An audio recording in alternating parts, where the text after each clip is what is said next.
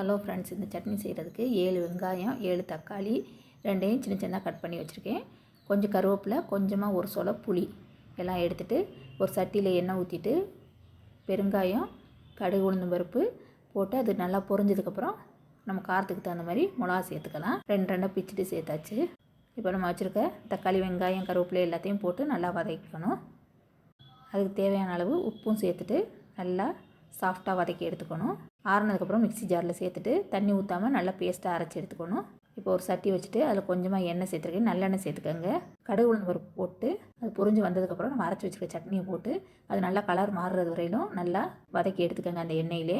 இது வந்து நம்ம நல்லெண்ணெயில் செய்கிறதுனால நம்ம வெளியூர்களுக்கெல்லாம் போகிறதுக்கு கொண்டுட்டு போகிறப்ப கெட்டு போகாமல் இருக்கும். சூப்பர் மார்க்ஸில் வச்சதுக்கப்புறமும் இந்த மாதிரி கொஞ்சமாக நல்லெண்ணெய் ஊற்றி கிண்டி விட்டோம்னாக்க காஞ்சி போகாமல் நல்லா டேஸ்ட்டாக இருக்கும். இது வந்து ஃப்ரிட்ஜில் எல்லாம் வைக்க தேவையில்லை. 4 நாள் வரையிலும் வெளியிலேயே வச்சுருந்தே சாப்பிட்லாம், கெட்டு போகாமல் இருக்கும். இந்த ரெசிபி பிடிச்சிச்சின்னா லைக் பண்ணுங்கள். தேங்க்யூ.